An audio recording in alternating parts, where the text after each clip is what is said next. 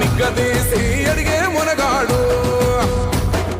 వీడు భూమిన వానైతాడు బీద సాదల ధైర్యం వీడు దొంగ దొరల భరతం పడతాడు మన రేవంతన్న పేద ఇంటికి పండుగ తెస్తాడు